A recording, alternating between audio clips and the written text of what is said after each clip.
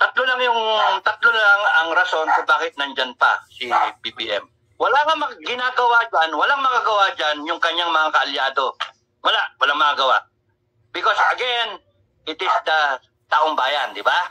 Yes. Pagka nagpunta si Tatay Digong na PI, labas na, punta na siya. Kaya alam mo ba nandyan lahat ng tao? Pupunta na? And then what will happen? Sa dami ng tao, milyones, anong gagawin? Di ba? Tao. Susunod kay Tatay Diggs. Pangalawa, si Sara. Hanggat sinasabi na Sara na bigyan ng pagkakataon si BBM, nandiyan pa ang unity. Do you think ba mangyayari yung kay Tatay Diggs? Hindi. Kasi nandiyan pa si Sara para pagbigyan ng pagkakataon, nakikinig pa siya, binubuhay pa niya yung unity team. Diba? Kahit masama yung loob, ayoko sabihin na talagang masama loob, hindi ko siya nakakausap ha. Ang sa akin, nakikita ko, nakakasama ng loob naman talaga yon. Yung tatay mo nagpalibing nung tatay niya. Tapos ikaw, all out ka, suporta sa lintik na yung kumpanya na yan. May paswitams pa kayo na red and blue. Nagaganon-ganon pa kayo sa mga picture-picture, di ba? Kumbaga sa mga, parang mga mga love team di ba? Ano nga pala yung, isipin mo nga, kung nagsiselos talaga yung isa siguro ngit-ngit ng yung pangatlo, tatapusin ko na lang, yung pangatlo, taong bayan. So in all three, taong bayan yung kid, di ba? Taong bayan. Ngayon, yung tanong mo, yung sagot ko, it shows you na mas powerful ang salita ni Sara. Kasi si Tatay Diggs, hindi siya lumalabas sa kalsada. Sabi mo nga, nagsalita na yung tao. Nagsalita na si Tatay Pero hindi siya kinampihan ni Sara. That tells you that Sara, in all of this, is a very, very good person. A very, very good, has a very, very good character. May moral fiber yung tao. Kaya nga, bottom-bottom yun Bakit? Kasi pwede naman Ayan na yung tatay Pero hindi. Buhayin pa to. Hanggat pwede. Hanggat hindi pa ako pumaypreno, hanggat di pa ako lumalabas in the open na, gago talaga to. Di ba? Yung parang kumakanta na nga, pakanta-kanta nga last Christmas, di ba? Hi guys, magandang araw po sa inyong lahat. Ito naman pong muli ang inyong lingkod, si DIY KKV Informative. At sasagutin po ni Sir Dado ang katanungan ni Sir Jojo de Guzman patungkol dito sa bakit hanggang ngayon ay wala pang nangyayari. So, may tatlong category sinabi si Sir Dado bakit narayarian pa ang presidente sa kanyang posisyon. So, ilalahad niya dito kung ano-ano ang mga dahilan na to. So, napaka-importante po nito guys. So, tunghayan po natin. At bago po ako magsa-poll guys, ako po muna yung magpapasalamat sa aking mga viewers at lalong-lalo na sa aking mga subscribers na patuloy na sumusuporta sa ating YouTube channel, DIY KKB Informative. Maraming salamat po. At sa aking mga new viewers, talaga namang unti-unti umaangat ang ating YouTube channel, DIY KKB. Maraming salamat po sa inyo. So, eto po. Simulan na po natin. At gusto ko lamang pong humiling sa inyo, i-like and share nyo po itong ating mga videos. Para nang sa ganon, meron pong ibang ating mga kasangga at mga kakampi na mapapanood itong ganitong klaseng video patungkol sa ating inang bansang Pilipinas. Ito na po guys. Si Captain Clemente Enrique ng Scout Rangers together with Sir Jojo de Guzman.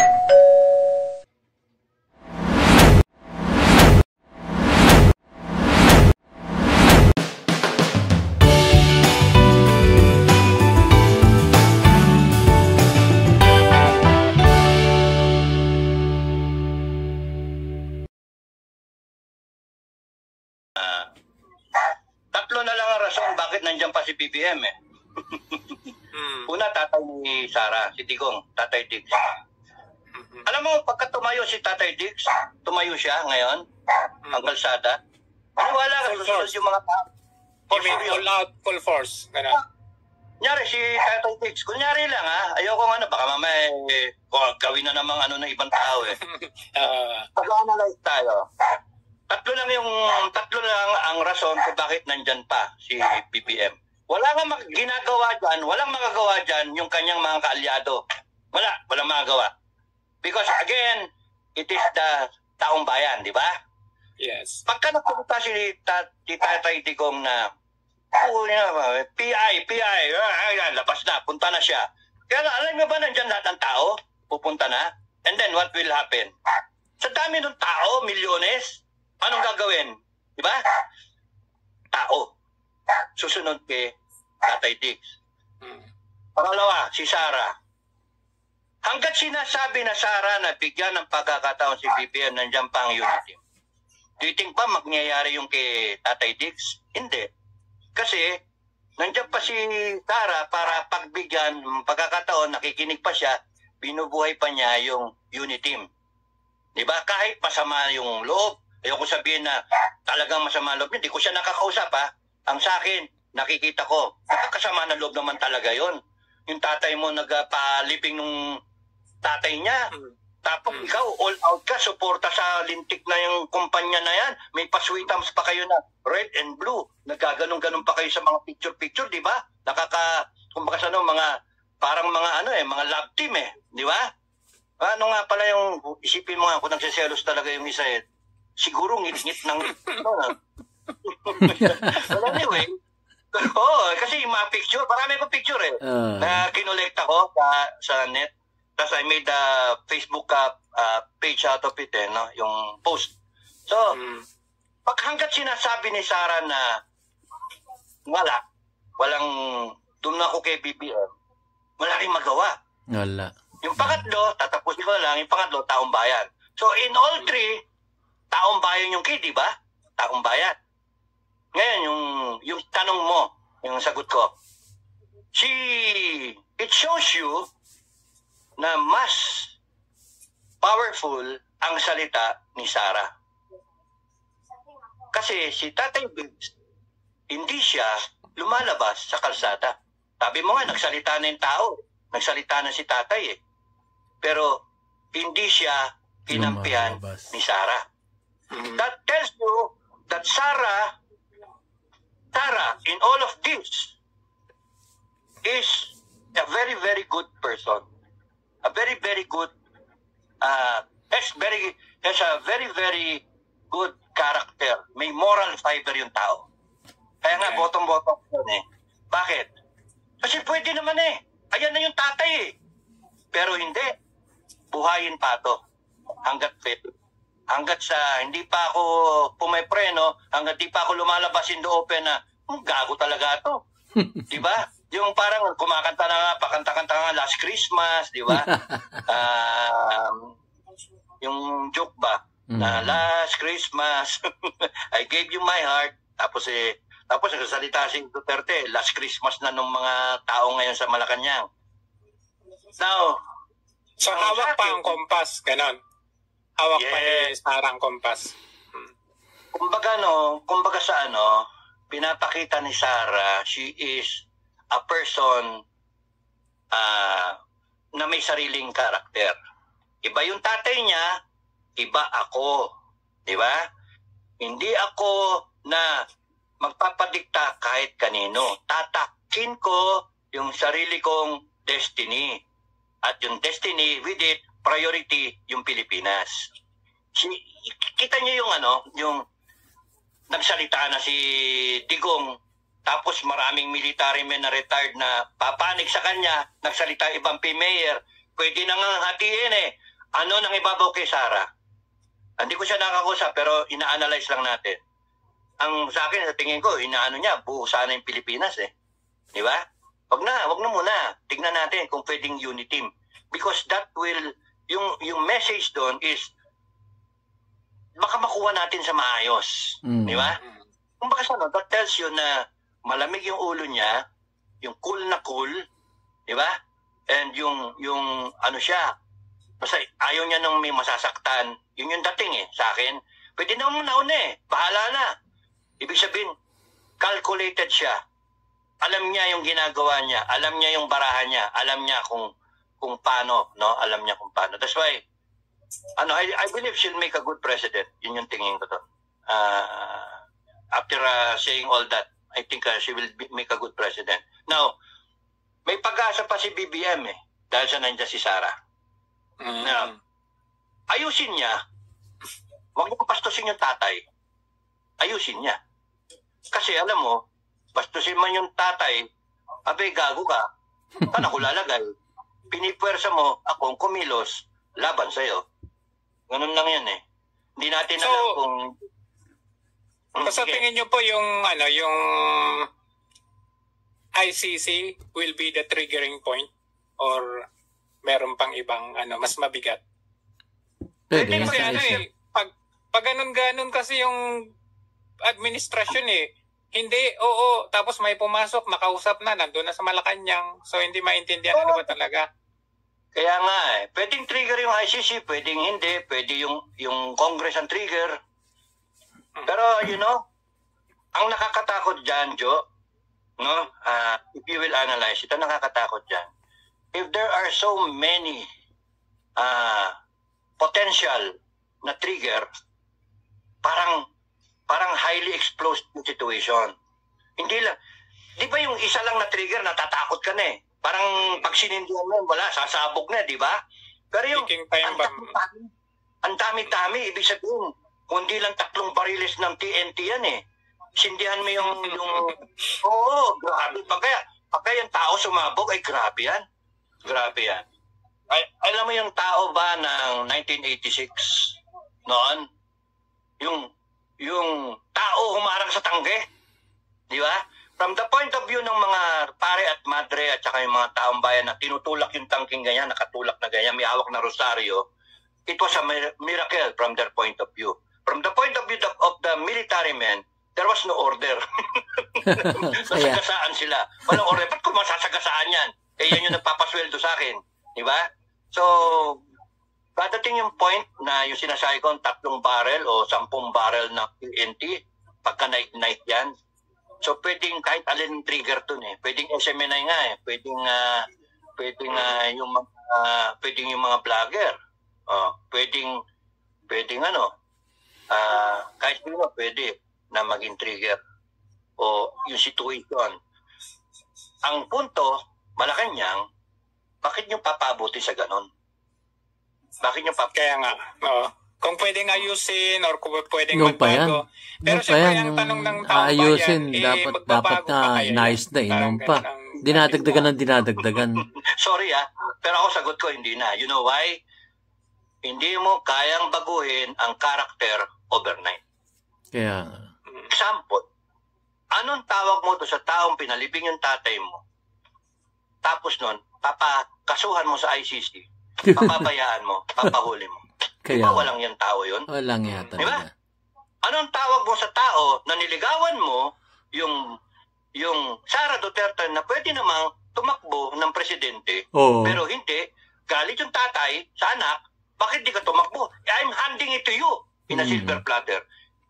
Hindi tayo.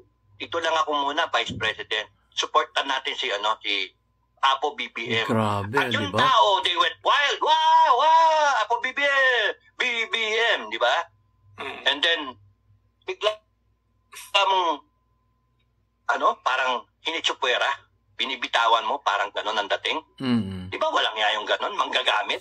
Now, question mo. Komento natin ng konti. Kasi meron nga mga andyan mga nagko-komento sa akin na dun sa mga vlog ko, bakit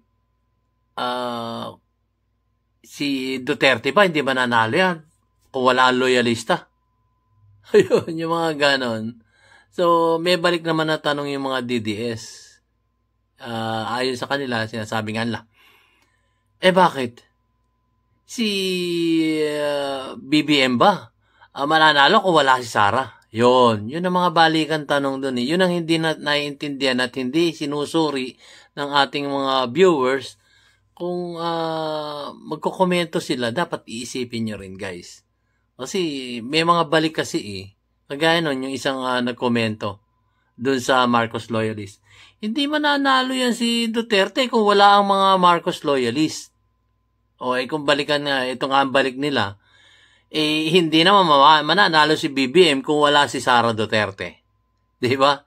Kaya, suriin muna po natin yung ating ikukomento bago tayo mag-type. Kumbaga yung sinasabi nga, think first before you type your comment. Ganun po. So, ituloy po natin. Kaprasong komento lang po yan dito.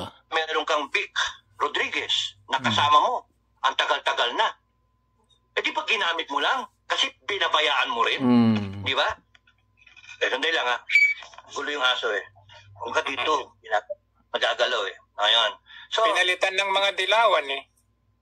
Yes. So, anong tawag mo sa ganon? And anong tawag mo sa tao na hinahayaan yung pinsan mo naggaguhin lahat? O yung asawa mo na yun yung question mark kung mabe-verify pa yun kasi hindi natin alam, di ba? Pero, connecting the dots, mas malaki yung timbang ng tao, tinimbang ka, ngunit kulang. Malaki ang kulang nitong tao na to. May diferensya. Tapos yung droga na sinasabi na Duterte na nagsabi na kasama siya sa listahan, biglang kinabukasan ang lumabas, PIDEA. Gago ka pala eh. Dapat presidente lumabas. Dapat si BBM ang lumabas. Nagpa-drug test dapat. Either nagpa-drug test siya o nag-sorry siya, the easy way out with humility. Yes, paamin ko, pero that was a long time ago. Ganun, hindi magda-drug test siya. Parang yung Gloria Arroyo, I am sorry. Okay, Garci. Pero hindi. It has to be PIDEA na parang sinungaling si Duterte. Nung nahuli siya sa interview, sinabi pa niya, fentanyl. Ang may problema si Duterte. Bangag si Duterte. Anong klaseng tao yun? Sa argumento nga, mainang argumento yung ibabalik mo yung debate doon sa tao na nag-aano sa'yo, nagko-question sa'yo. Parang sisiraan mo siya. Simple lang yun eh. Hair follicles, magpa-drug test ka. Tapos, wala na yan. Di ba? Ba't di niya magawa? Kasi pagka ginawa niya yun, baka mamaya, biglang lumitaw yung walang yang ano na yan, pulboronic na yan. Di natin alam kung meron o wala. Ako, inintay ko nga eh, baka magkaroon eh. Di natin alam. Pero, video hindi wala na kaya, dadating yan sa eksena, kung isipin mo rin, hindi nga kaya meron. Kasi kung titignan mo, parang cool na cool. Gawin nyo lahat na gusto nyo gawin. Isang bagsak lang namin yan. Yung di ba, na high flashes sa Pusoy. O sabihin mo, meron kang kwadrong alas. Panalo ka na, di ba? Hindi. Sa'yo, royal flashes eh. Tenjak Queen na laki. Pagka binagsak yung pulburon video, kung meron man, yari. Galit ng tao nun. Di ba? Kaya, again, bottom line, yung time. Yun yung tingin ko dun eh, yung time. Yung 4 years. When the time is right. When the time is right. Ba't mo pipilitin mahinog ang isang bayabas o yung mansana, hinugin mo, whatever na fruit for that matter. Mangga. Hindi ko naman eh. Kinakailangan sumilay. Di ba yung papaya? Alam mo na pwede nang anihin yung papaya pagka nag-change color na, tumilaw na. Ganun yung mga prutas eh. Mangga, berdeng-berde, pero pagka nagsimula na magkaroon ng yelo, pwede na, magulang na. Ganon si Inday Sara. Hindi pa sumisilay. Kaya hanggang hindi sumisilay, may pag-asa ang unity.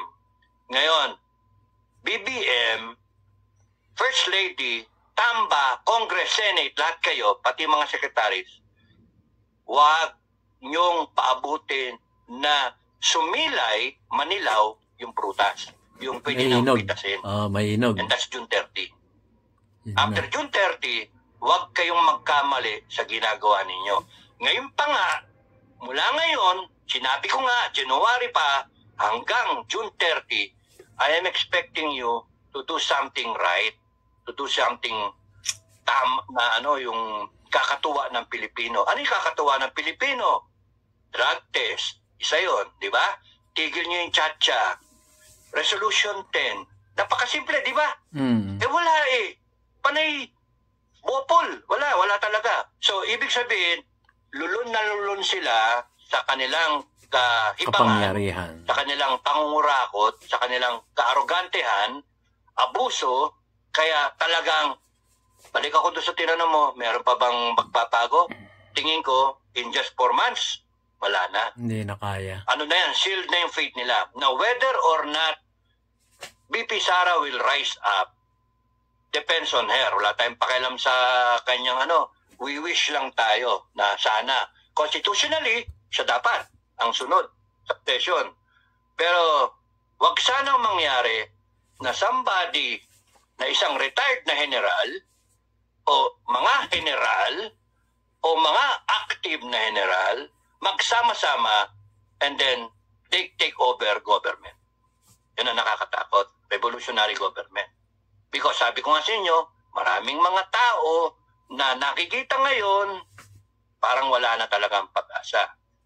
Kaya sinasabi ko, may pag-asa lagi. Kasi, tingnan natin, hintayin natin, 4 months kung anong mangyayari. Kaya chill. Happy Valentine's lang, di ba? Happy Valentine's yan. Happy Valentine's. Love. Si BP Sara, pinapakitang love niya Kalma. si BP. No, love niya si BBM. Oy, First Lady, huwag kang magsiselos. Huwag kang magsiselos, First Lady. Pero hanip, maganda naman talaga si Sara eh. Para nung bagay nga. Sila sa pamilya yun. Joke lang yung joke. Para mataya na saya ng Pero anyway, sige, madako na tayo sa Teka. Ayun na nga po guys, natapos na po yung ating momenting video galing kay sa inyong abang likod, si DIY KKB Informative. At narinig nyo na yung 3 dahilan kung bakit narariyan pa sa posisyon ang ating namumuno. So, yan po. At naway may natutunan kayong aral dito sa video ito at nalaman nyo kung ano-ano ang mga dahilan kung bakit nariyan pa siya sa kanyang pedestal. So, maraming salamat po guys. At maraming salamat po muli sa aking mga viewers at mga subscriber at mga new subscriber. So, like and share na po guys para lumaganap ang ating YouTube channel DIY KKB Informative. At laging sinasabi ni DIY KKB Informative,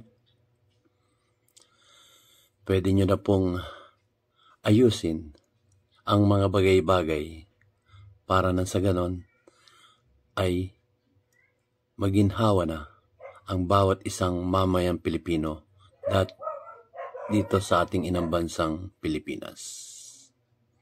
Maraming salamat po. See you on my next vlog guys.